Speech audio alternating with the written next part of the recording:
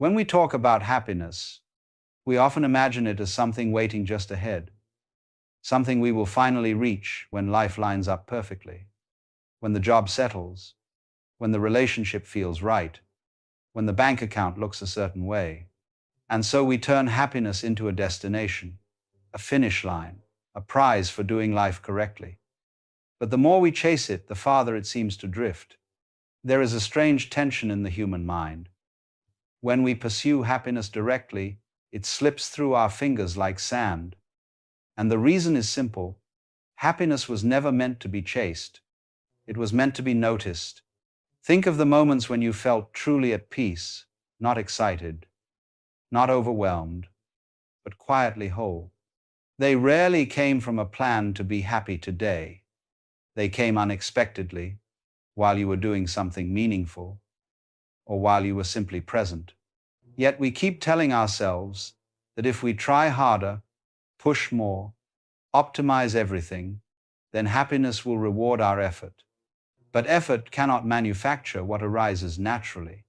And the harder we try, the more pressure we place on ourselves. Pressure to be positive, pressure to stay motivated, pressure to never feel off balance.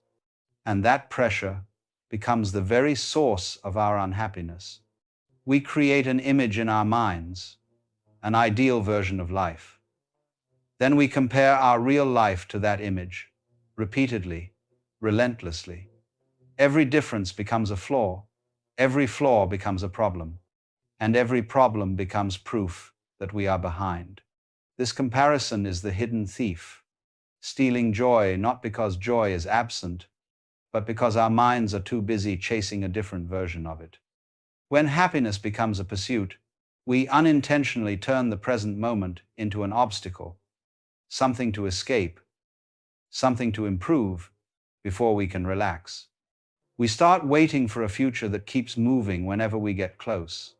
The goalpost shifts, and we shift with it, thinking the next version of our life will finally feel complete. But completion is not a finish line. It is a relationship with now. There is a quiet truth that becomes clear when we stop running. Happiness is not the climax of life. It is woven into the ordinary. It appears in small breaths, brief pauses, moments when nothing is demanded of us. It surfaces when we allow ourselves to be fully here, not sprinting ahead in our minds, not rewriting the past, just here. The irony is that when we stop chasing happiness, we start experiencing it.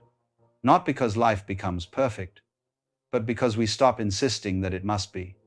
Happiness grows in acceptance, acceptance of our path, our pace, our imperfections. Acceptance doesn't mean giving up. It means letting go of the belief that joy exists only somewhere else. Chasing happiness also distracts us from something deeper. Meaning. Meaning is steady, quiet, patient. It does not excite us like the promise of happiness, but it grounds us. When we choose things that matter, work that aligns with who we are, relationships that feel real, habits that nourish us, meaning takes root. And where there is meaning, happiness often follows as a natural companion. But when we chase happiness alone, without meaning, it becomes hollow. It becomes a constant cycle of almost satisfied, almost fulfilled, almost there. That almost feeling is what keeps the chase alive, and the unhappiness with it. So the path shifts when we stop asking, how can I be happy? And start asking, how can I be present? How can I be real? How can I be engaged with the life I already have? Those questions bring us closer to a peace that does not run away when we look at it. And from that peace, something begins to change. We start noticing moments we used to overlook. The softness in a normal morning, the comfort in familiar routines, the way silence can feel like a friend instead of a void. These moments were always there, but we were too busy chasing a louder version of happiness to hear them. When the chase quiets, the world becomes clearer. And in that clarity, we learn that happiness is not an achievement, it is a side effect of being aligned, of being honest with ourselves, of living in a way that doesn't require us to constantly outrun our own feelings. The world teaches us to strive, to reach, to hustle, to climb, but it rarely teaches us to simply be. And yet, being is where happiness grows most naturally. We begin to feel a shift inside when we stop demanding that every moment entertain us, improve us, change us. Instead, we let the moment be what it is, sometimes peaceful, sometimes messy, sometimes uncertain.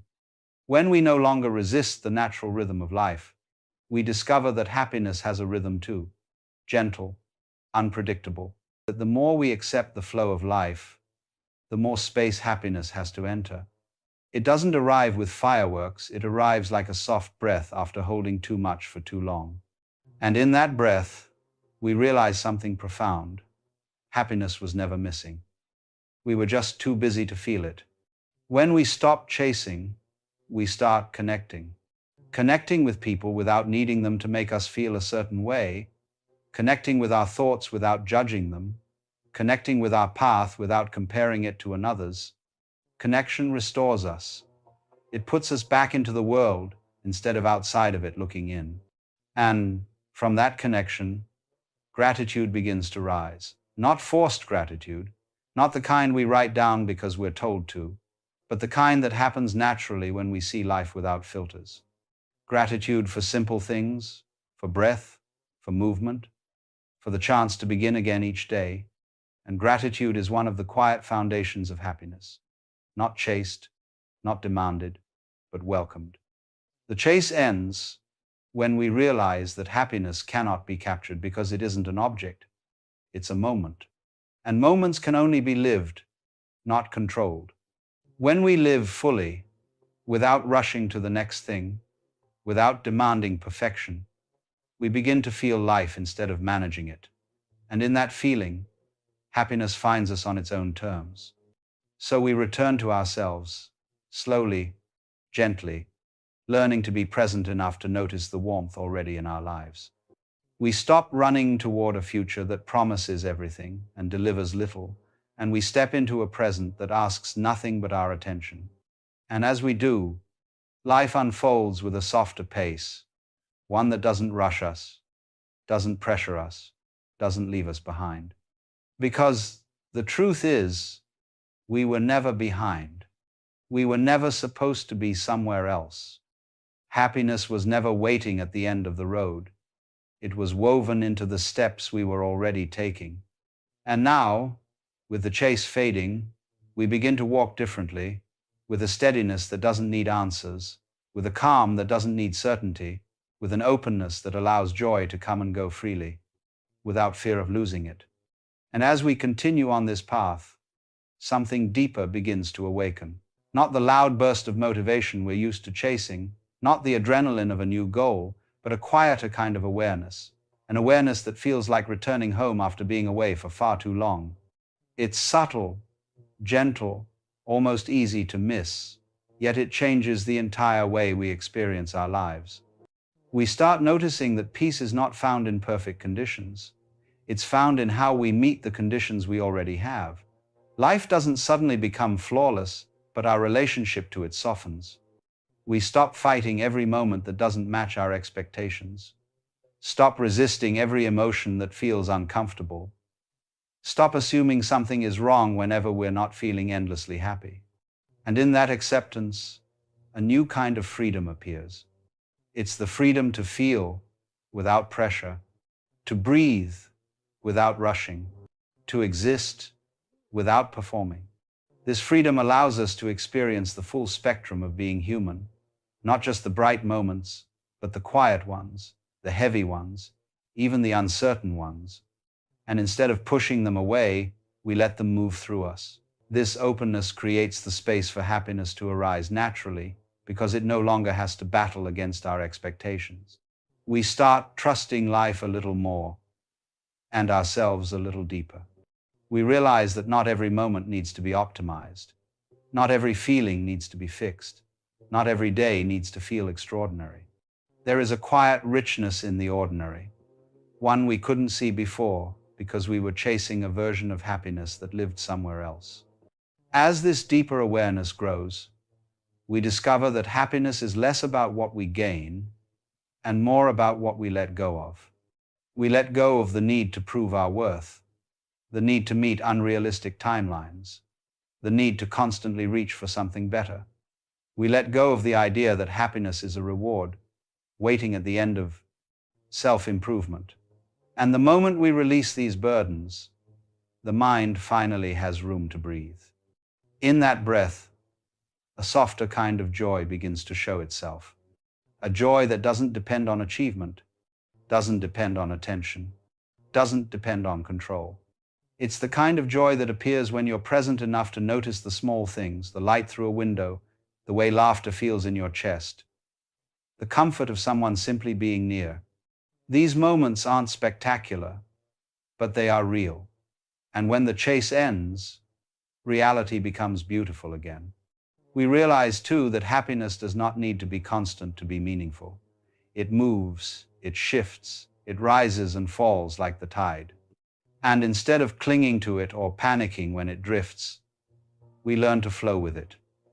This is where a deeper kind of stability forms, an inner steadiness that doesn't disappear whenever circumstances change. The deeper we go into this understanding, the more we begin to see that happiness is not something we create, it is something we allow. And the more we allow, the more we receive effortlessly, quietly, naturally. That the purpose of life was never to feel happy all the time. It was to feel alive, to experience the full depth of being human, the highs, the lows, the calm stretches in between.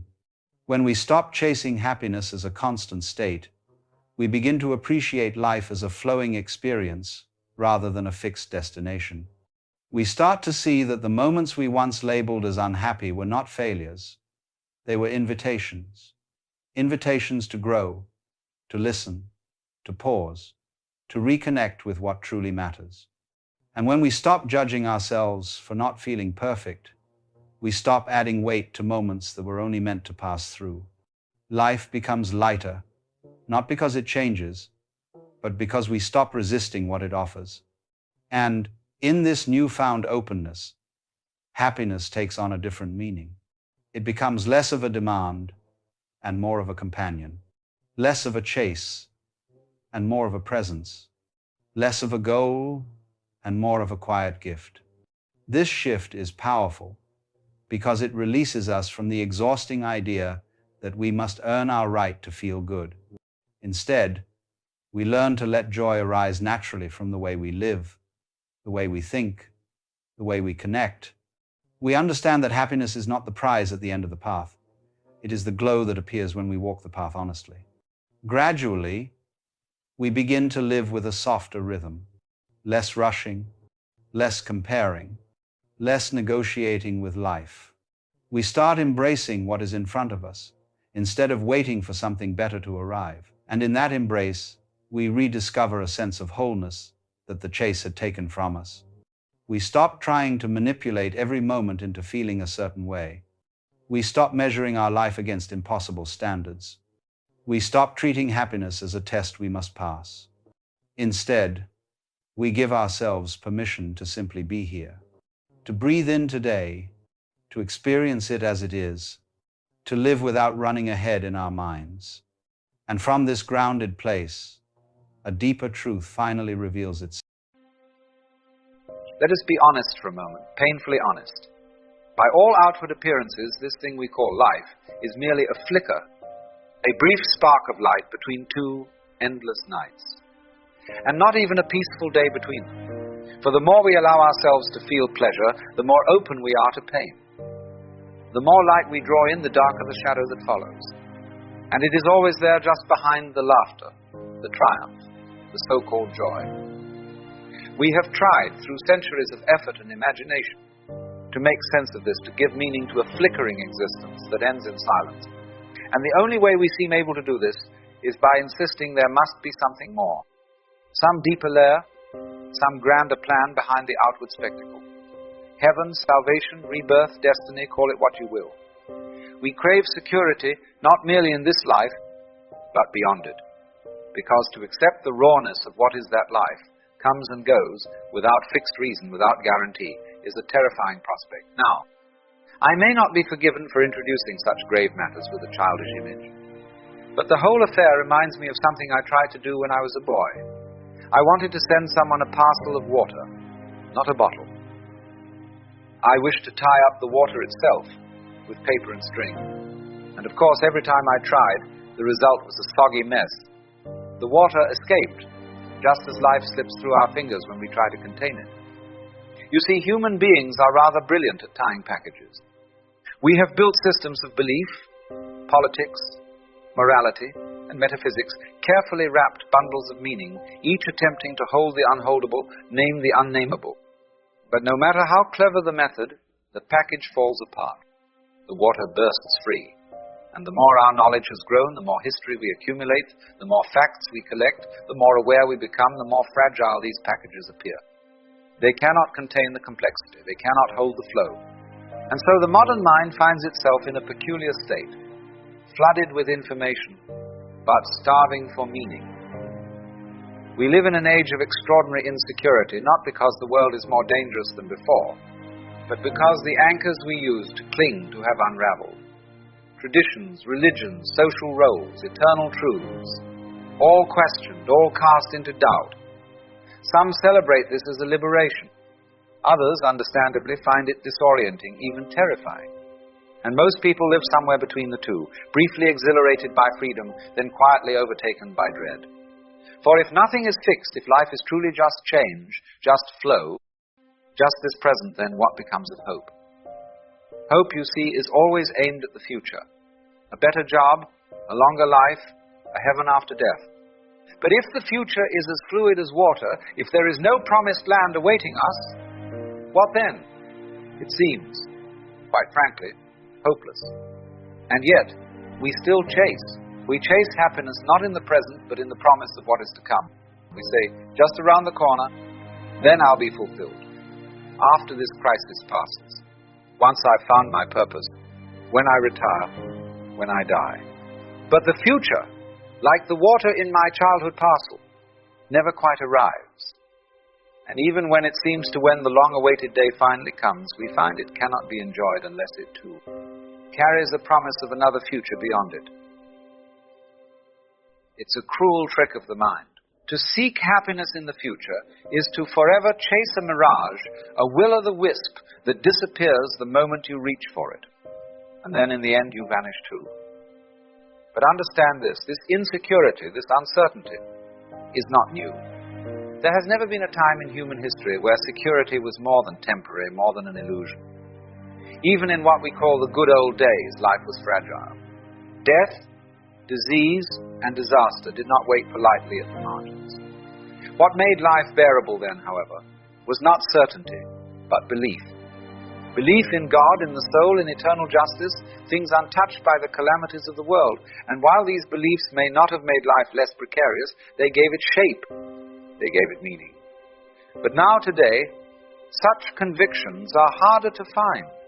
Even in churches and temples, even among the devout, there lingers doubt. Science has not only replaced religion in authority, it has stripped from us the comfort of myth. The scientist does not pretend to know what cannot be known, and in doing so reveals the vast, indifferent mystery of the cosmos. This honesty, admirable though it is, leaves the human heart famished. Because while the mind is satisfied with logic, the soul yearns for more. It wants purpose, direction, assurance that all of this matters. And when those assurances collapse, we look elsewhere. Political movements become our myths, social crusades become our meaning. We join collective efforts, not always because they are just, but because they give us a sense of being part of something larger, a sense that we are not alone in the dark. But you can feel it, can't you? The trembling underneath. For these are not certainties, but shouts in the night. And the louder we shout, the more fragile we reveal ourselves to be. So what happens to a mind, to a being, that can no longer believe? Not in fairy tales, but in any foundation at all. What becomes of the heart when all the old myths crumble and the new ones ring hollow? It begins to grasp. We turn inward, hoping to find permanence in ourselves, in our identities, our careers, our knowledge. We say, at least I am this, or at least I know that.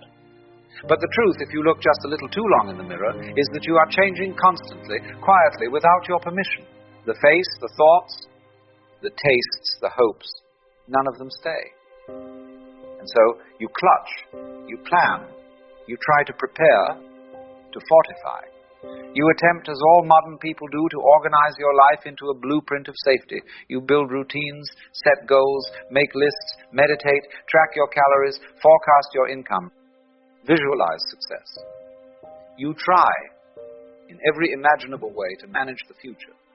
But no matter how precise the effort, the outcome never feels secure. Something always slips out of view. Some variable, some person, some emotion, some event ruins the equation, and you are back where you started, uncertain. And then here lies the rub. You blame yourself. You say, if only I had tried harder, planned better, prayed deeper, been more focused. But the real problem is not your failure.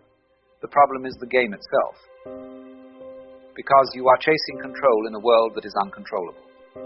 You are searching for security in a realm that is defined by change.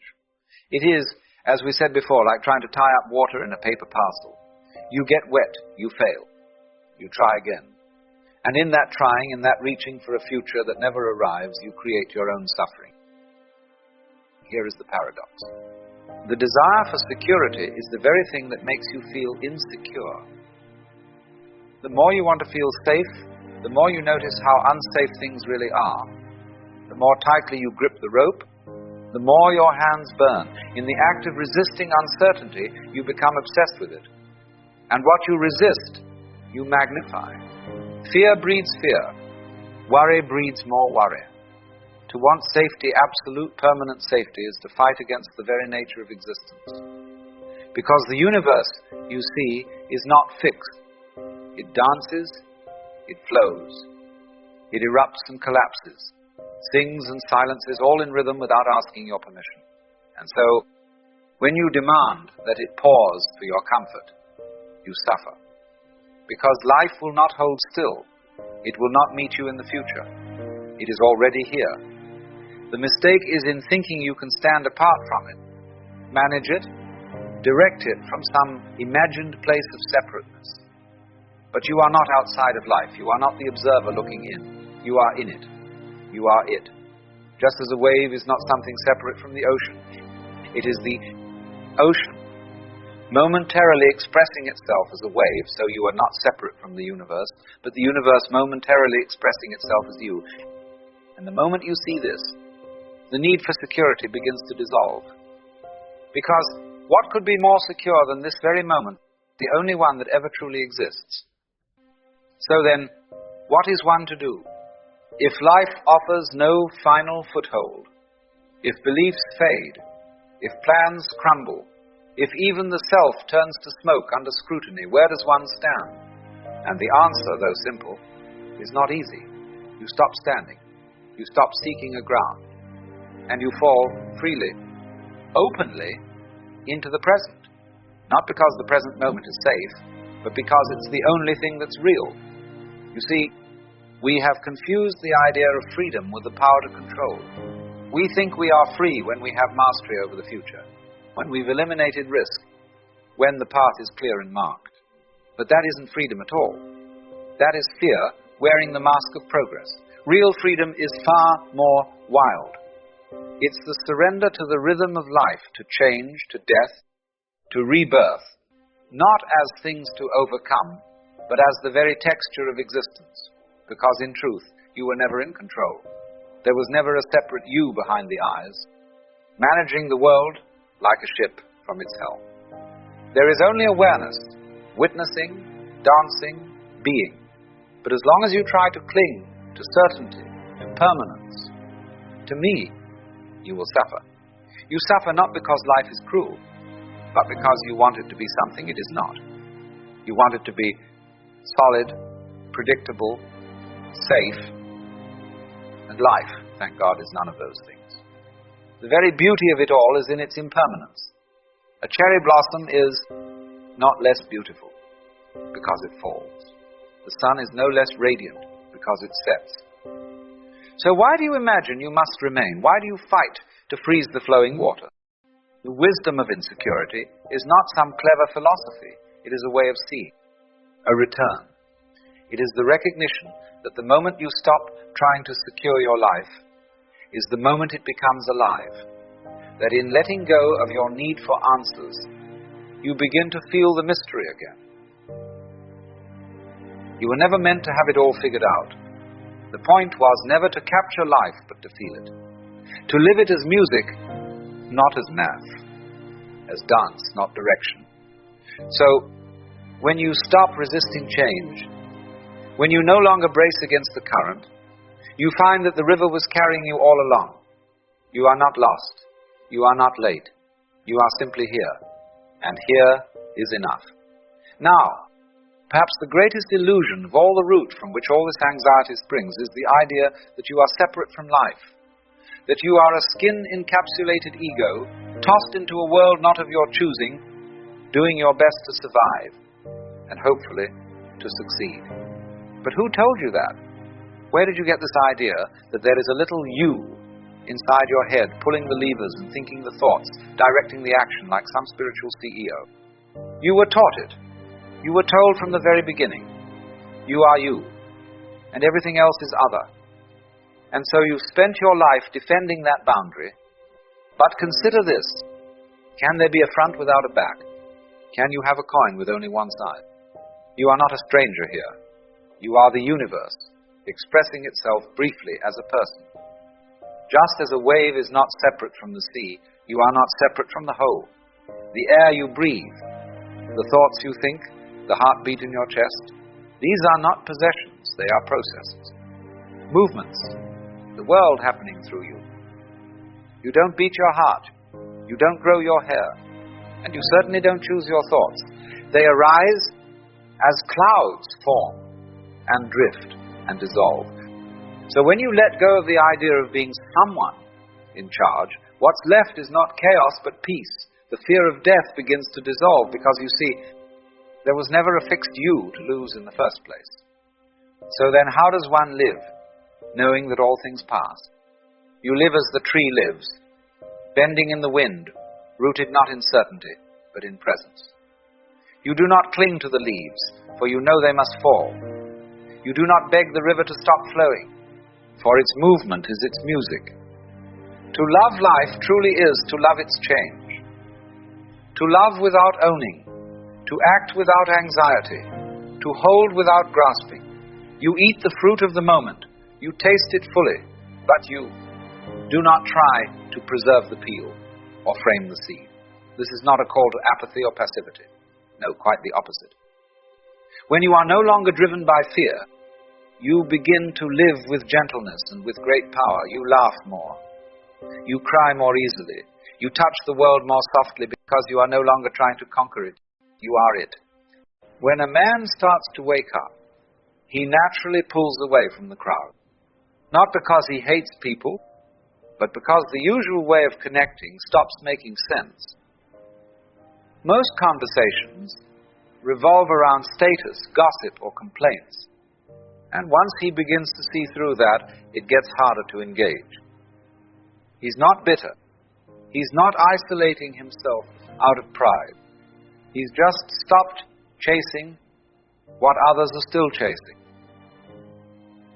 He starts to notice the performance in everyday interaction, the need to be liked, to belong, to say the right thing. And without making a big deal about it, he quietly steps back. People might still wave. They might still offer small talk. But the connection is no longer there, because it was never real to begin with. He didn't cut ties, he didn't burn bridges. He simply stopped pretending. And when he does that, distance happens on its own. This is the beginning of solitude, not loneliness, just space between who he used to be and who he's becoming. He starts to see clearly what holds people together isn't real. It's not depth, It's not truth. It's habit, comfort, and shared illusions. People bond over complaining about their jobs, over chasing status, over defending ideas they've never truly questioned. He used to do the same. He used to think that was connection. But now it feels more like noise. He notices how often people speak, just to avoid silence. How much energy goes into keeping up appearances. The constant need for validation, for agreement, for reassurance. And once he no longer needs those things himself, he sees how dependent others are on them. How relationships often survive not because of honesty, but because everyone agrees to keep the story going. He understands why people hold on to what feels familiar. He still cares. He still listens, but he no longer plays along. That shift, subtle as it is, creates distance all on its own. From the outside, he might seem the same. He still shows up. He's still polite. He hasn't disappeared completely. But something fundamental has shifted, and the people around him can feel it, even if they can't name it. They sense that he's no longer trying to impress anyone, that he's not looking for approval, that he's not playing the social game anymore. Some find it admirable, others find it unsettling, because he's no longer easy to read, because he's not performing for anyone. He doesn't flatter, doesn't compete, doesn't entertain, and that makes him hard to place. People might say he's distant, or too quiet, or that he's changed. What they really mean is, he no longer fits into the roles they've grown used to. They liked him better when he reflected their values. Now, he reflects something else, something still, grounded, and not dependent on being liked. People see him, but they don't really know him, because knowing him now would require them to see what he sees, and most people aren't ready for that. He once believed that staying connected meant staying involved, showing up, participating in conversations, maintaining appearances. But with time, that definition changed.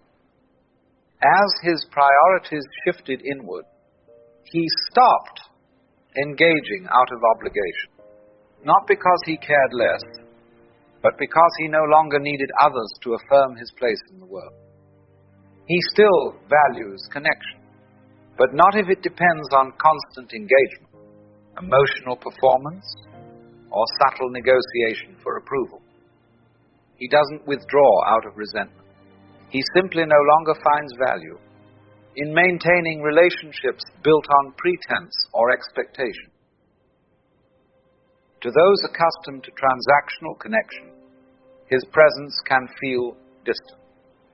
But in truth, he's simply not playing the same role anymore. He no longer speaks just to keep the peace. He no longer sees himself through other people's eyes. What emerges in that space is not loneliness, but clarity. A calm independence that allows him to remain rooted even when others come and go. He's become honest, and from that honesty, a deeper kind of freedom begins to take shape.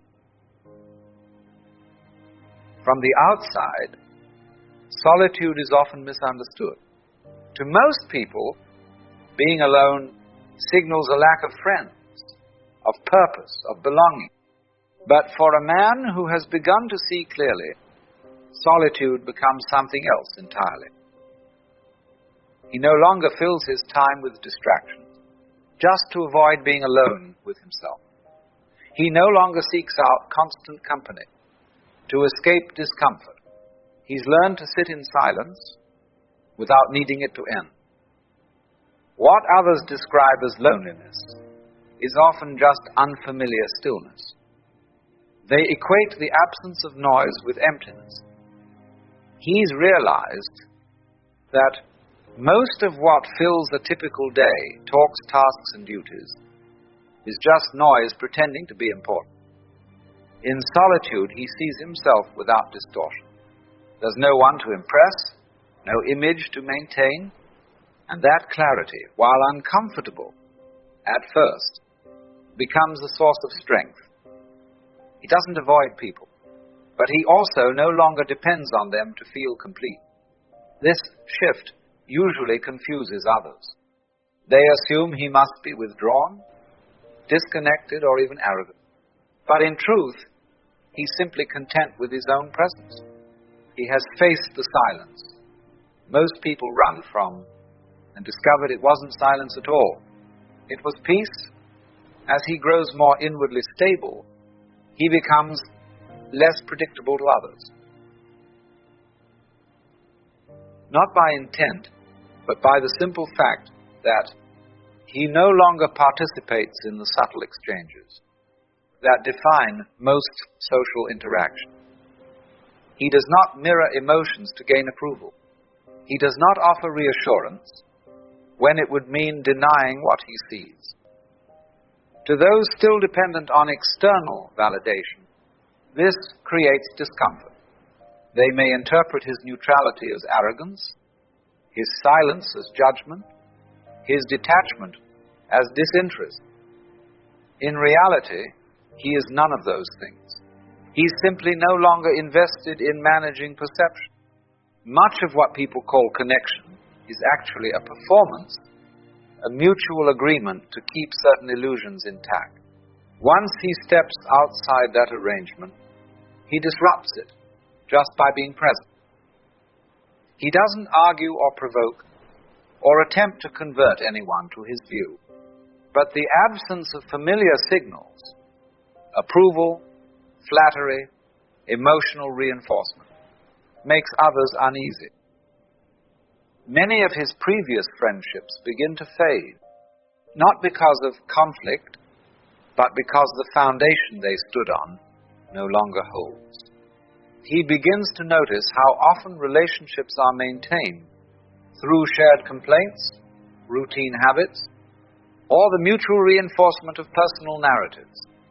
Once he no longer participates in those patterns, the connection weakens on its own. He no longer feels compelled to offer agreement for the sake of belonging.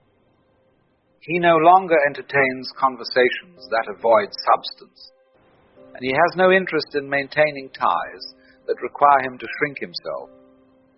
This shift is not a rejection of others. It's the result of a change in what he's willing to invest his energy in. True friendship becomes something quieter, simpler, and far more rare. It is no longer based on shared illusions, but on mutual recognition. Two people who don't need each other, yet choose to walk alongside one another without expectation. These kinds of connections cannot be manufactured. They emerge naturally, if at all, and only when both individuals have stopped seeking to be completed by the other. Most social interaction relies on unspoken rules. You validate my perspective, I'll validate yours. We won't go too deep. We won't challenge each other's assumptions. We'll pretend we agree, even if we don't. He used to play by those rules because everyone did. But once he starts operating outside of them, the dynamic begins to break down. He no longer gives comfort just to ease tension. He doesn't pretend to agree when he doesn't. He's done with the little acts that keep everyone else feeling safe, but keep him feeling false. This isn't defiance, it's clarity. And that clarity is disruptive because it exposes how much of everyday life is based on mutual avoidance of truth. People notice, even if they don't understand what's changed. They feel the shift. They sense that something familiar has gone missing. The constant exchange of comfort, validation, and distraction. And without him feeding the system weakens. Talks start to feel awkward. People stop reaching out as much. What used to feel warm and familiar now feels tense and uneasy. Not because he did something wrong, but because he stopped playing along. He hasn't rejected anyone. He simply stopped reinforcing a structure he no longer believes in. As his understanding deepens, something unexpected happens. He begins to need less, not just materially, but emotionally, socially, even intellectually. He no longer seeks recognition.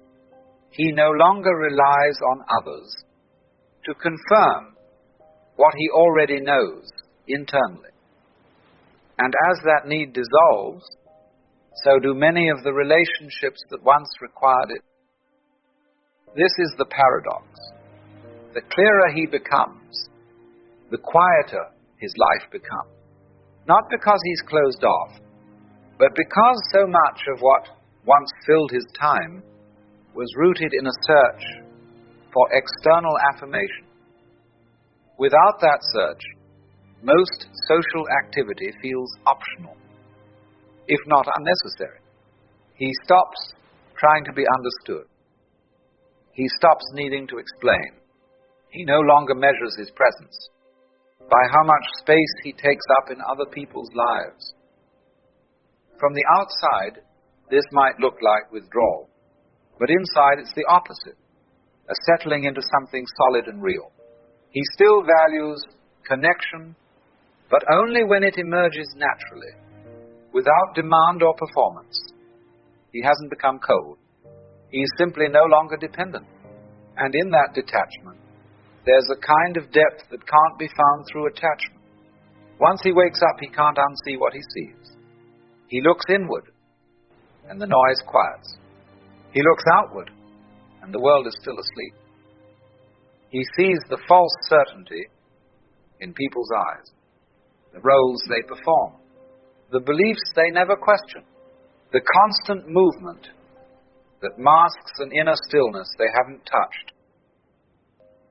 He no longer envies what others call connection, because he understands the cost it often demands: agreement, performance, conformity, and he won't trade truth for the comfort of fitting in. Still, there's a part of him that remembers, a part that quietly hopes, not for crowds, not for company, but for someone awake, someone who has seen what he's seen, felt what he's felt, someone who doesn't need him to be smaller, quieter, or more agreeable in order to feel safe. That kind of meeting is rare. It can't be forced, and he would rather wait in silence than pretend in conversation. So he walks alone, not because he enjoys being apart, but because in a world still dreaming, authenticity is more valuable than acceptance. At some point, the solitude stops feeling unusual. It becomes normal, not empty, just quiet. He no longer interprets distance as a problem to solve. He sees it for what it is, the natural result of no longer pretending. While others surround themselves with noise, he has learned to live in stillness. While many chase attention, he moves without asking to be seen. People often assume he must feel lonely, as if company, any company, is always better than walking alone. But they confuse isolation with absence. He is not absent. He is simply no longer performing. He has come to prefer the space that honesty creates over the closeness that illusion demands. This is the final shift. He doesn't need the world to wake up for him to feel whole. He doesn't need agreement to feel clear. And he doesn't need validation to know who he is. He walks alone, yes, but not as an outsider, as a man at peace with the cost of truth.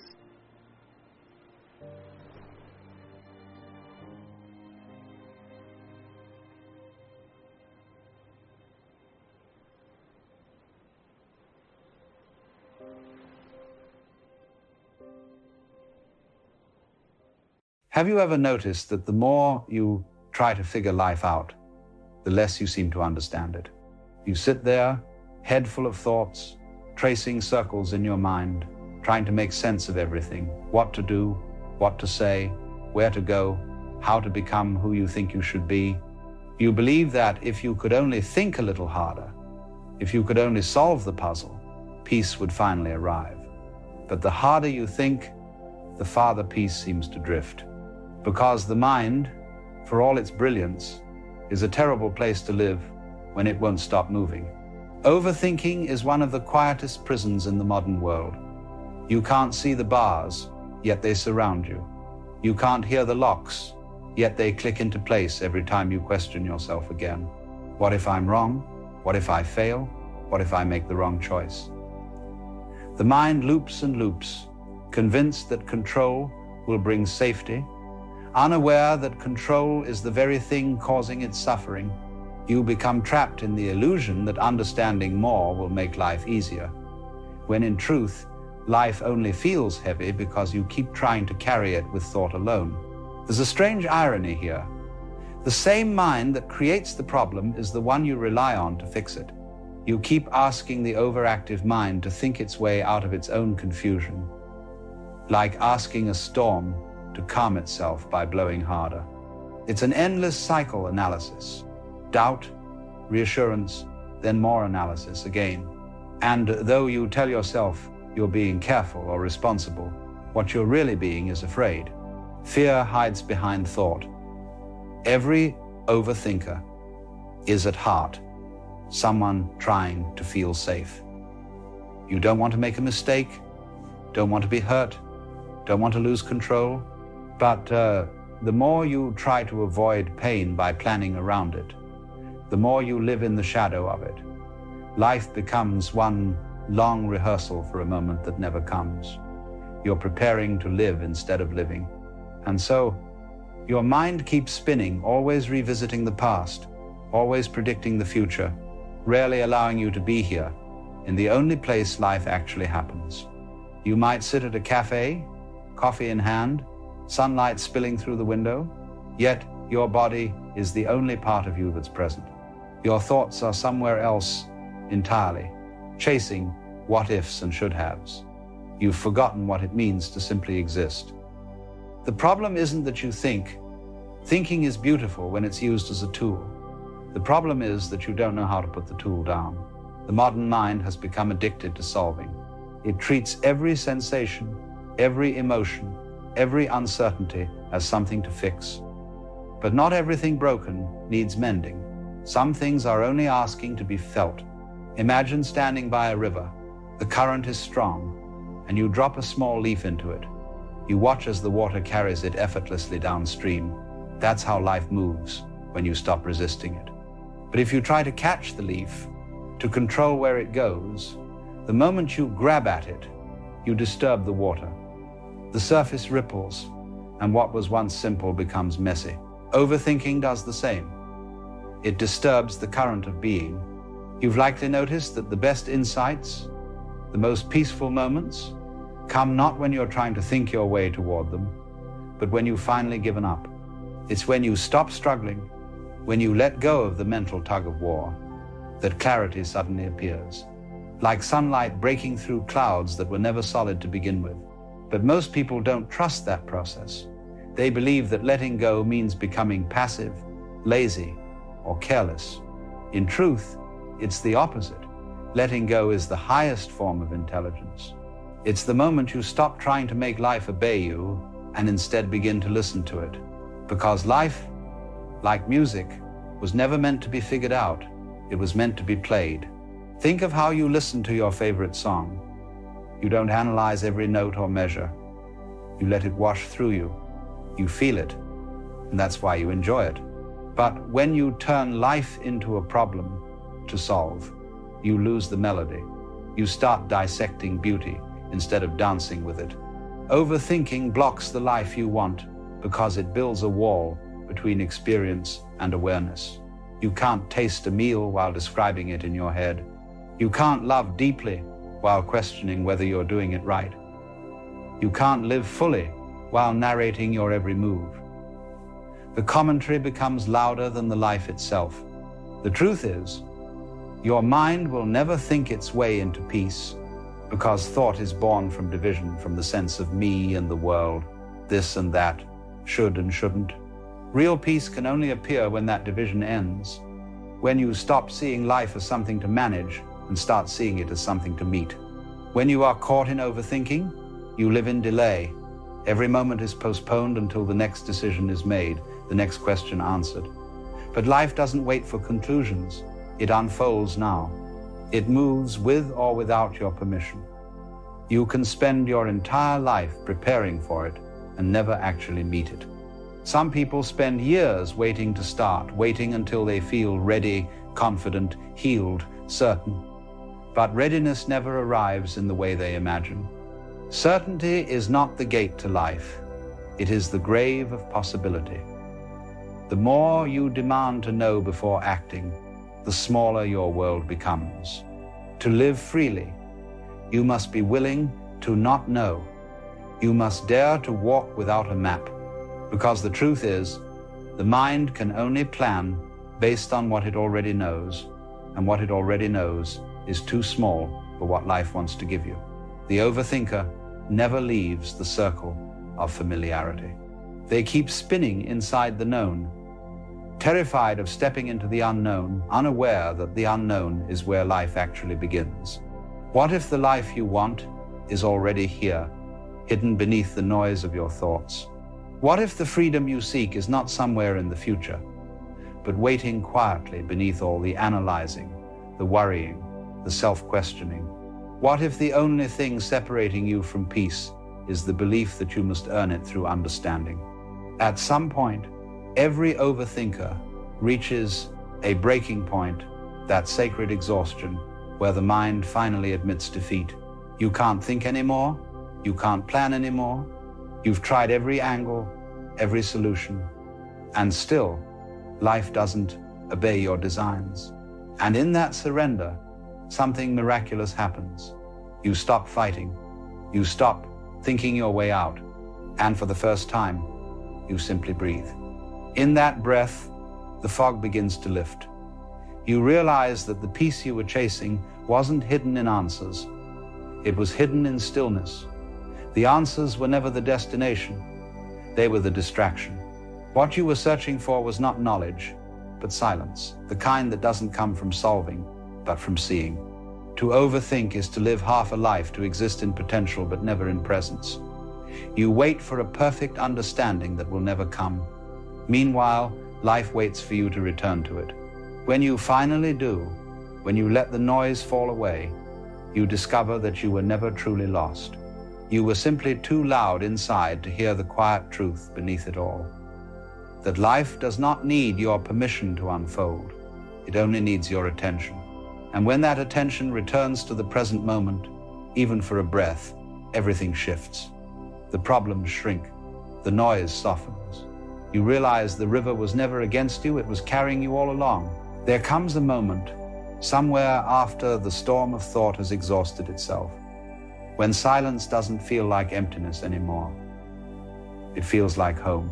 You sit quietly and realize that all along, the noise wasn't protecting you, it was hiding you from yourself. You thought thinking would make you stronger, safer, wiser. But now, in the stillness that follows all that effort, you see that wisdom was never waiting inside your thoughts. It was waiting beneath them. The mind believes that if it keeps running, it can outrun fear. But fear is not behind you, it is the very motion of running itself. You can't escape fear by thinking faster, planning harder, or knowing more. The more you run from uncertainty, the more it defines you. True peace begins when you stop trying to outrun life and instead allow it to catch up with you. Overthinking is a symptom of mistrust. You don't trust life to unfold without your supervision, so you hover over it like a nervous parent, constantly correcting, anticipating, preparing. But the beauty of existence is that it doesn't need to be managed. The flowers bloom without being told how. The stars move without instruction. The heart beats without your permission. You are part of that same intelligence, yet you spend your days doubting it. You might say, if I stop thinking, I'll make mistakes. But mistakes are part of the dance. They are not interruptions, they are steps. Every so-called mistake you've ever made was life moving you toward something you couldn't yet see. If you look closely, you'll notice that some of your most painful wrong turns became the very paths that revealed your strength. Overthinking tries to prevent mistakes, but in doing so, it prevents growth. To live without overthinking is not to live without thought. It's to let thought play its proper role as a servant, not a master. When a thought is needed, it arises. When it's done, it dissolves. The problem is not in thinking, but in identifying with the thinker. When you believe you are your thoughts, you drown in them. But when you see that you are the awareness noticing them, suddenly they lose their power. They pass through you like clouds across a vast sky.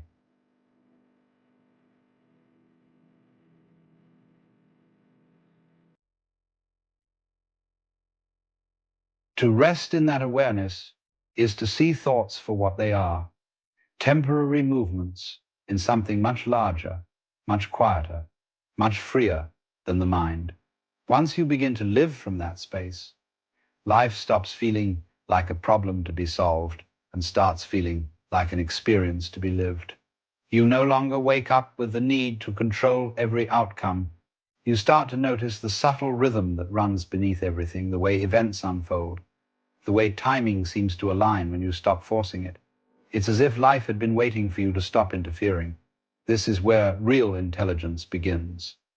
Not the kind measured by speed or logic, but by depth, by the ability to listen. The universe is always speaking, but most people can't hear it over the noise of their own analysis. When you quiet down, the guidance you were searching for begins to emerge naturally. Not as a voice from above, but as intuition, a quiet knowing that moves through you like wind through leaves. You don't have to think your way into it. You simply allow it. You trust that life, like breath, knows what it's doing. You inhale, you exhale, and everything takes care of itself. Overthinking says, I must make life happen. Awareness whispers, life is already happening. And the difference between those two is the difference between struggle and flow. There's a certain magic in surrendering to that flow. You start noticing how everything connects, how every person you meet, every obstacle you face, every moment of doubt or delay fits into a larger tapestry that the mind could never have designed. Overthinking reduces life to fragments. Awareness restores it to wholeness. You begin to see that nothing was ever missing. The job you didn't get, the person who left, the opportunity that slipped away, they weren't mistakes. They were movements in a pattern too vast to grasp from where you stand. Overthinking tries to flatten that mystery into a straight line. But life is a circle. Everything returns in its own form, in its own time. When you understand this, you begin to relax. You begin to breathe differently. You stop asking life for guarantees and start meeting it as it is. That's when the overthinking mind finally dissolves, not because you've conquered it, but because you've outgrown it. You've learned that control is a poor substitute for trust. And here's the great paradox. When you stop trying to control everything, things actually begin to align. Not because the world suddenly bends to your will, but because your will no longer resists the world. You move with life instead of against it. You act not from fear, but from clarity. This is what people mean when they talk about flow, that effortless harmony between doing and being. It's the artist painting without self-consciousness, the athlete lost in motion, the child playing without purpose. It's the moment when the watcher and the watched become one. And the beautiful part is that it's not rare. It's not reserved for special people. It's the natural state of being that overthinking has simply obscured. Once the noise quiets, you realize the stillness was there all along. The mind will still whisper from time to time. It will still ask, are you sure? What if this goes wrong? But now you see those questions for what they are, old echoes of a self that believed it needed control to feel safe. You can smile at them, thank them for their concern, and move on. The mind becomes a companion rather than a captor. Eventually, you come to see that life's wisdom was never hidden in complexity, but in simplicity. You don't need more certainty. You don't need more answers. You need less noise. Peace is not something you find after thinking through every possibility. It's what remains when the thinking stops and awareness begins.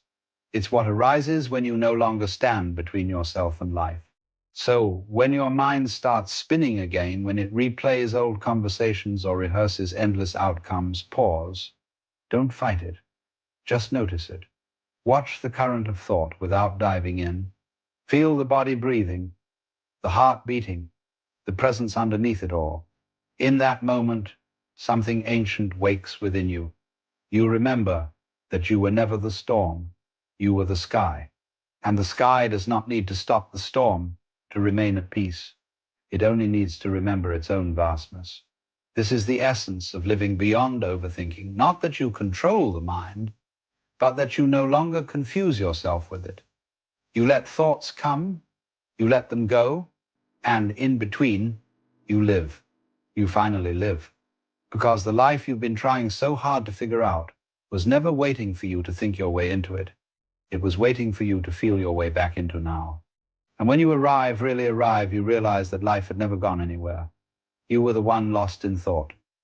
The river never stopped flowing. You just stopped trusting it. And now you can float again. Why is it that so many people who are spiritually sensitive, who seem to have this inner knowing, this capacity for awareness, were born into families that were, shall we say, less than ideal, families that were dysfunctional, toxic, painful?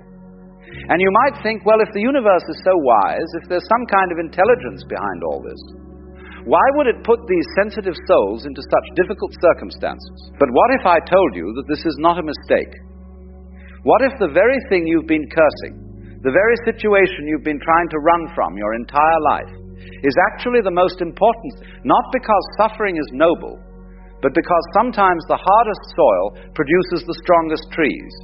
See, we have this notion that spiritual awakening should come through pleasant experiences, through meditation retreats, through reading wise books, through sitting quietly in beautiful gardens. And yes, these things can help.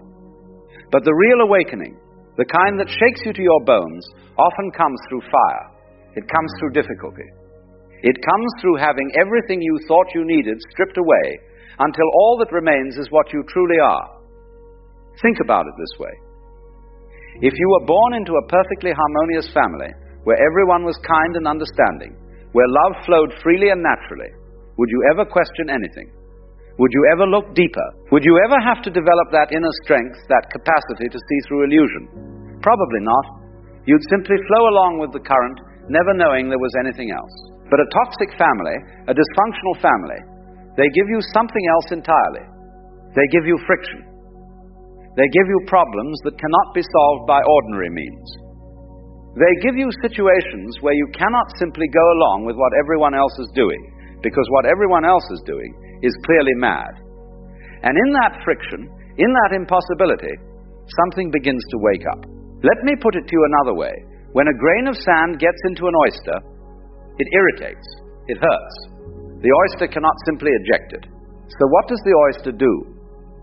It begins to coat the grain of sand with layers of nacre, slowly, patiently, and eventually that irritating grain becomes a pearl.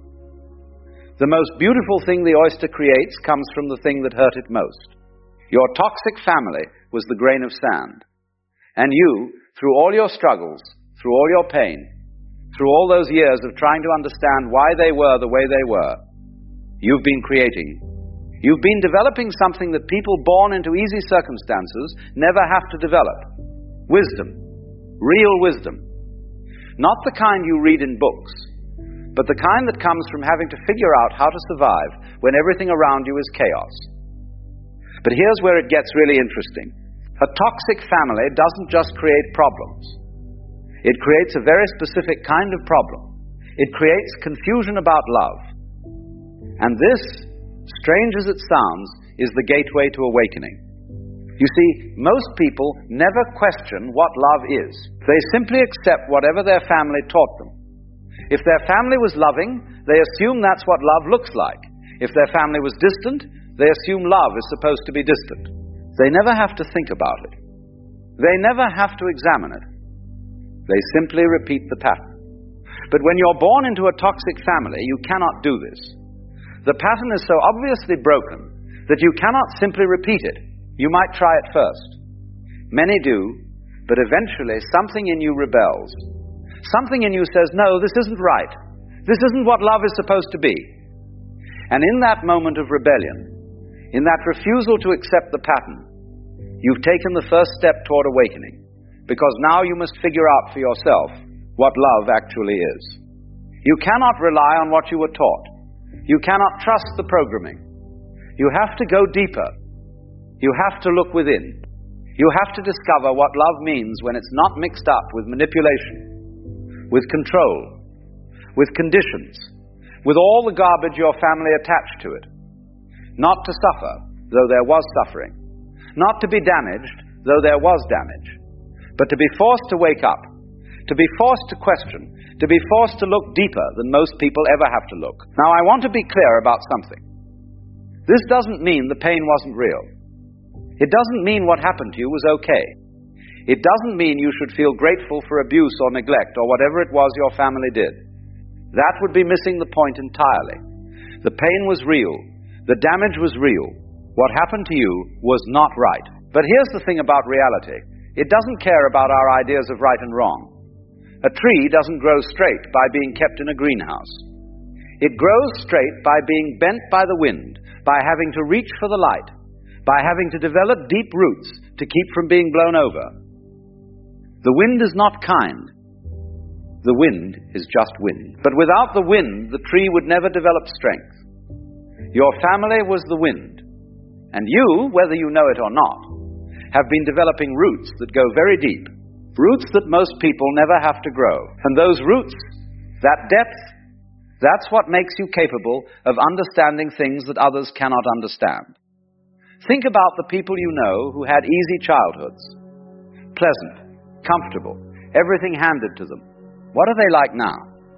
I'm not saying they're bad people, but often they have a certain shallowness to them, don't they? A certain inability to grasp the darker, deeper aspects of life. They live on the surface because they've never had to go beneath it. They believe in fairy tales because their life has been something of a fairy tale. But you cannot believe in fairy tales. You've seen behind the curtain. You know that families can be cruel, that parents can be selfish, that love can be twisted into something ugly. And while this knowledge was painful to acquire, it has made you real in a way that protected people never become. You've been stripped of illusions. And while most people spend their entire lives clinging to illusions, you don't have that luxury. You had to see things as they actually are. And seeing things as they actually are, that's the beginning of wisdom. That's the beginning of spiritual awakening. Now let's talk about something else. Something that might make you uncomfortable. Because here's a truth that's hard to accept. Your family wasn't just toxic to you. They were toxic because they were wounded. They were wounded because their parents were wounded. And their parents were wounded because their parents were wounded. It goes back and back and back, generation after generation, each one passing on the pain they received because they didn't know how to do anything else. You are the culmination of all that pain. All those generations of wounds, they all flowed into you. And you were the one who finally said, this stops here. You were the one who finally looked at the pattern and said, no more. I will not pass this on. I will not continue this cycle. And that is why you're different. That is why you were chosen, if you want to use that word. Not because you're special in some ego sense, but because your soul was strong enough to say, I will carry this weight. I will be the one who breaks the chain. Think about what that means. Your family, as toxic as they were not your enemies. They were your teachers. Terrible teachers, yes. Teachers who taught through pain rather than love. But teachers nonetheless. They showed you exactly what not to do. They showed you exactly what happens when people don't wake up, when they don't question, when they simply repeat the patterns they inherited. And by showing you what not to do, they forced you to figure out what to do. They forced you to become conscious. They forced you to choose. Because you see, that's the real gift. Choice. Most people never have to choose how to be. They simply are what their family made them. They're automatons, robots, running on programming they never questioned.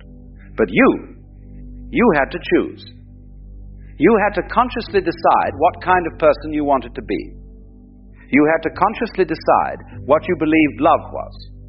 You had to consciously decide what values you would hold, what kind of relationships you would have, what kind of life you would build. Nothing was automatic, nothing was given. Everything had to be chosen. And in that choosing, in that constant, difficult work of choosing, you became awake. You became conscious. You became, in the truest sense, yourself. Not what your family wanted you to be, not what society expected you to be, but what you, in your deepest knowing, chose to be. Now, here's where people often get confused. They think awakening means being happy all the time, being peaceful all the time, being detached from everything. But that's not awakening. That's just another kind of sleep, another kind of escape. Real awakening means seeing clearly. It means understanding the patterns. It means recognizing that your family's behavior was not about you. It was never about you. It was about them, their wounds, their pain, their inability to love, because they had never been loved properly themselves. And when you see this, really see it, something extraordinary is happening. The anger begins to dissolve. Not because you force it to, not because you think you should forgive, but because you finally understand. You understand that they were not villains. They were wounded people acting out their wounds, unable to do anything else because no one ever showed them another way. Does this mean you have to have a relationship with them? No. Does this mean you have to trust them? Absolutely not. Does this mean you have to subject yourself to their toxicity? Not at all. Understanding is not the same as allowing abuse. Compassion is not the same as being a doormat. You can understand someone completely and still choose to stay away from them. You can have compassion for their wounds and still protect yourself from their behavior. These are not contradictions. These are simply different levels of understanding. The truly awakened person knows this. They know that protecting yourself is not the same as hating. They know that setting boundaries is not the same as being cruel. They know that you can wish someone well while also wishing them well from a great distance.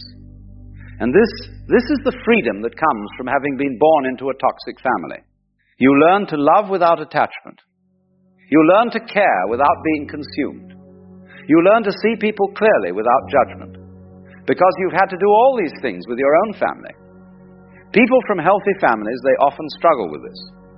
They feel guilty for setting boundaries. They feel selfish for prioritizing their own needs.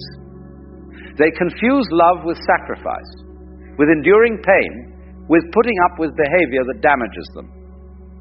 Because that's what they were taught. But you learned a different lesson. You learned that real love includes boundaries. That real love sometimes means saying no. That real love sometimes means walking away. Not with anger, not with hatred, but simply with the clear understanding that this situation is not good for you, and you have every right to choose situations that are. This is spiritual maturity. This is what most people spend lifetimes trying to learn. And you learned it early because you had no choice.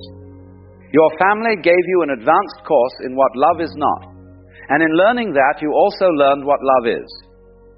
Let me share something with you. The most spiritually awake people I've ever known, they all had difficult childhoods. All of them. And for years I wondered why. Why does suffering seem to be the common denominator in awakening?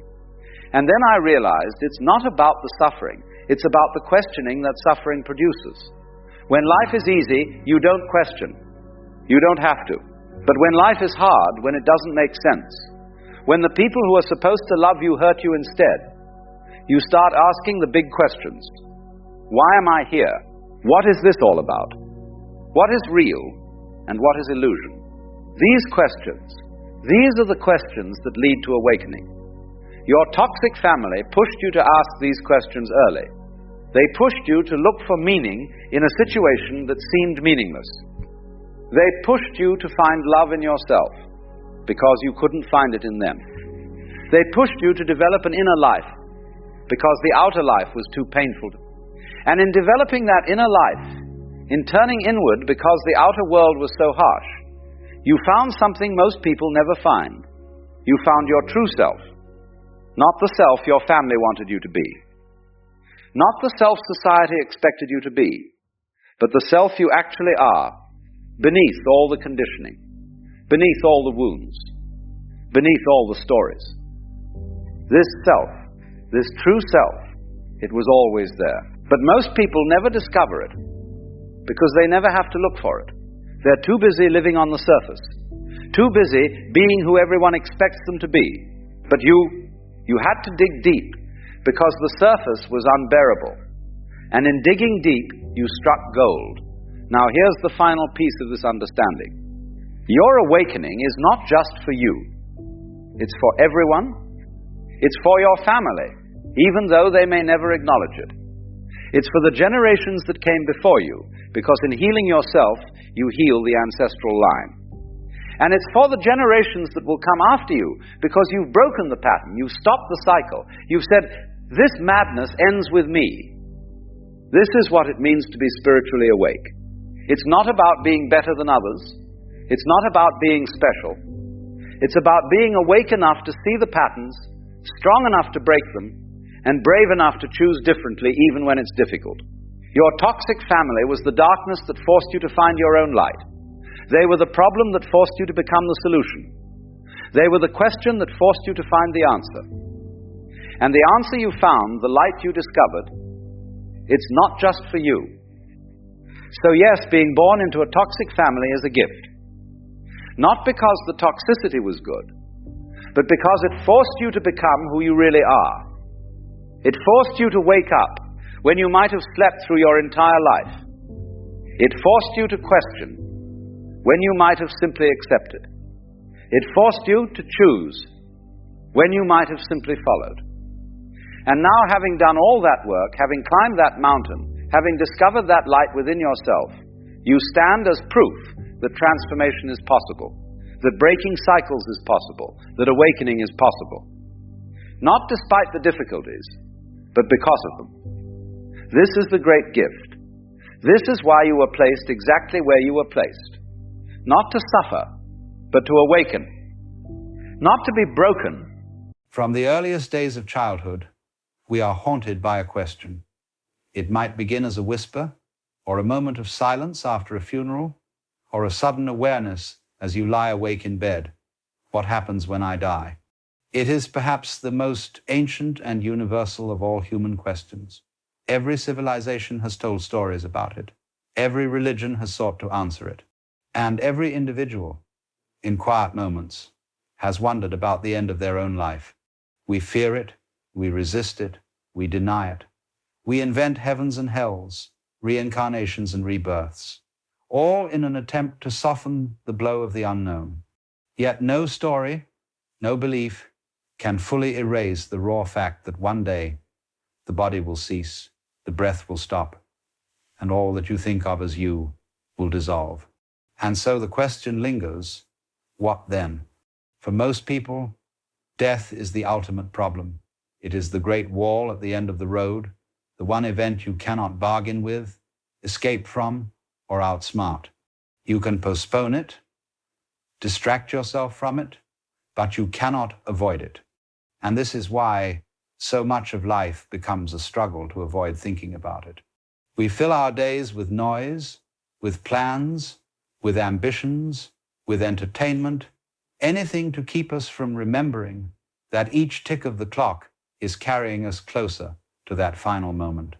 But in avoiding the thought of death, we give it even more power. Like a shadow that grows darker the more you try to ignore it, death becomes the hidden terror that shapes everything from behind the scenes. Why do people crave legacy? Because they fear being forgotten. Why do they cling to possessions? Because they fear losing themselves. Why do they desperately seek meaning? Because they fear that without it, death will reveal life to have been pointless. Now, here is the problem at the heart of it. We imagine death as an experience that will happen to us. We think of it as the moment we will face darkness or nothingness or some judgment. But this imagination contains a flaw. Ask yourself, if you are not conscious, who is there to experience death at all? This is the paradox. We fear nothingness, but nothingness is not something you can ever know. For when you are gone, there is no you left to notice the absence. Just as before you were born, there was no awareness of time passing, no awareness of missing out. Think back, if you can, to before your birth. Where were you in the year 1800, in the year 1500? What was it like? You cannot answer because there was no you to experience it. And in the same way, when the body ceases, there will be no you to miss life, no you to fear death. But still, we resist this truth. The ego, that fragile sense of I, cannot imagine its own end. It clings desperately, like a hand grasping at water, trying to hold itself together. It tells stories of eternal continuation, some of them comforting, some of them terrifying, but all of them built on the same fear, the fear of no longer being.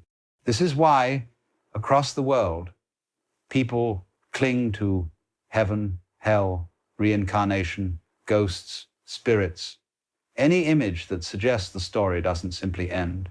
Because to the mind, an ending feels like annihilation. But notice, endings are everywhere, and yet they are never absolute. The day ends and night begins. A wave ends, but the sea continues. A note ends, but the music flows on. What if death is not annihilation, but transformation? Not the end of existence, but the end of a particular form of it? Yet here we are, living as though life were a fragile possession that must be clutched tightly, defended at all costs, kept safe from the inevitable. And because of this, many people never truly live. They are so busy trying not to die that they forget to be alive. This is the irony of death. By fearing it, you let it rob you of life long before it arrives. Consider how much of our daily striving is, at its root, an attempt to deny death. We build monuments, hoard wealth, chase fame, create legacies, all to leave a mark that will outlast us. Yet history shows us clearly. Kingdoms crumble, names are forgotten, monuments turn to dust, even the stars themselves burn out. So if the point of life is to secure immortality, the game is lost from the beginning. This is the first problem. We want what cannot be had. We want permanence in a universe that is always changing. We want security in a life that is fundamentally uncertain. We want eternal survival in a cosmos where everything is born, blossoms, and dissolves. And so death terrifies us, not because of what it is, but because of what it reveals, that everything we cling to is temporary, that the ego's demand for permanence is an impossible dream. But what if the problem lies not in death, but in the way we think about it? Because you see, death is not an event that happens in the future. It is happening right now. Cells are dying in your body every moment. Thoughts arise and pass away. Moments appear and vanish into memory. Every breath is a little death, the end of one cycle, the beginning of another. And yet, you are still here. So perhaps death is not the enemy at all, but the very condition of life. Without endings, there would be no beginnings. Without death, there would be no life. But the mind resists this because it wants to think of life as a possession. My life, my body, my future. And when the idea of death comes, it feels like theft, as if life were being taken away from me. Yet what if life was never yours to begin with? What if life is not a possession, but a process? not a thing you own, but a dance you participate in. When you see it this way, death ceases to be the thief of life and becomes its partner. The two are inseparable, like the front and back of a coin. Still, the ego insists, but what will become of me? What will happen to the story I have lived, the identity I have built, the memories I have gathered? And the answer is simple. They will dissolve, just as dreams dissolve when you wake, just as each day dissolves into the next. The story will end, but you are not merely the story. You are the awareness in which the story unfolded. And awareness is not something you can lose, because it is not a thing to begin with. This is perhaps the hardest truth to face, because it means the ego's demands will never be satisfied. There is no guarantee of permanence. There is no way to hold on to life forever. And yet, there is also liberation in this. For once you stop demanding permanence, you are free to truly live. Imagine a symphony. If you demanded that it never end, if you tried to hold on to the last note forever, you would destroy the music. The beauty of the symphony is in its unfolding, its rise and fall, its movement and conclusion. Life is like that. It is music. It is a dance. And death is not the enemy of the music, but the silence that makes it possible. This is the problem as most people see it. Death as the end, death as the enemy, death as the great void to be avoided. And in resisting it, they suffer twice, once in fear and once in the event itself. But what if we could see it differently? What if death is not something to be feared, but something to be understood, even embraced? That is the possibility we will turn to in the next chapter. If the first chapter was about our fear of death, then let us now look more deeply at its mystery. Because when you stop running from death, you discover it is not an end to life, but the very thing that makes life possible. Consider the seasons. Spring blossoms, summer flourishes, autumn fades, winter rests. Each season gives way to the next. If you tried to cling to summer forever, you would kill the cycle. Without autumn and winter, there could be no renewal of spring. Death is like this. It is not a mistake in the design of life, it is the design. Without it, there would be no change, no growth, no renewal. Life would stagnate, frozen and lifeless. So to see death as the enemy is to miss the larger dance in which it plays an essential role. But what, you may ask, happens to you when you die? Where does your awareness go? This question itself is already mistaken, because it assumes awareness is something you possess, like a coin that can be taken away or returned. But awareness is not in you. You are in it. Think of a whirlpool in a river. The whirlpool has a shape, a boundary, an identity. You can point to it and say, "There it island." But if you look closely, you see it is nothing but the river itself, swirling in a particular form. The water flows in, spins, flows out, and the whirlpool vanishes. Yet the river remains. So it is with you. Your body, your mind, your identity, these are the whirlpool. They have a shape, a pattern, a story, but they are made entirely of life itself, flowing in and out. When the whirlpool dissolves, nothing is lost, because the river continues. Death, then, is not annihilation. It is transformation. It is the dissolving of one pattern into the greater flow. But because we cling to the whirlpool, because we think of ourselves as this separate identity, we fear its end. We forget that what we really are is the river, and the river does not die. This is why so many spiritual traditions emphasize letting go of the ego, because the ego is precisely the illusion that you are separate, that you are a thing, that you are an object moving through time. Death shatters this illusion. But if you awaken before death, if you realize now that you are not the whirlpool, but the river itself, then death loses its sting. You see it for what it is, a change of form, not a destruction of being. Alan Watts often used the metaphor of sleep. Every night you go to sleep, and your sense of self dissolves. Dreams arise and vanish. Hours pass in pure nothingness. And yet you do not fear this. You may even enjoy it. Why, then, do we fear the great sleep of death? Perhaps because we imagine it will last forever.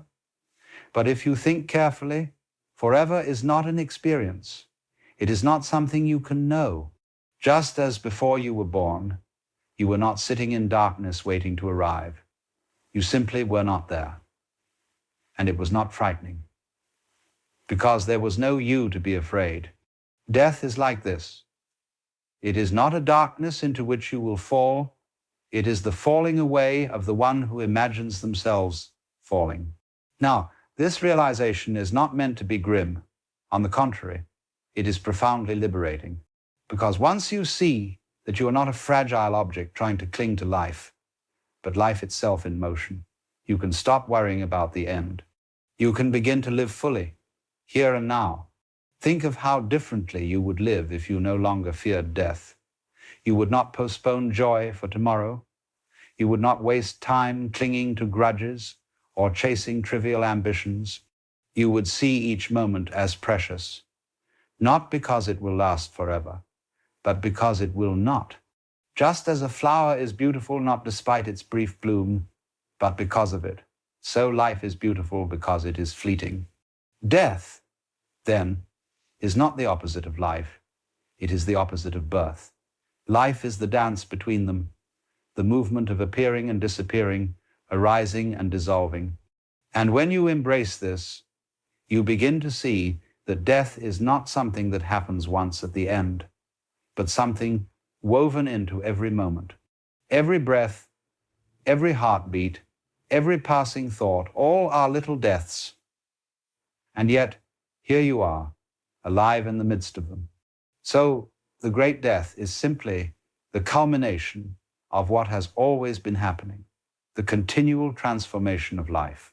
There is another way to see this. Consider music again. A song is made of notes and silences. Without the silence between the notes, the music would be noise. Without the ending of each note, there would be no melody. Death is the silence that makes the song of life possible. It is not a flaw in the song, it is the structure of the song itself.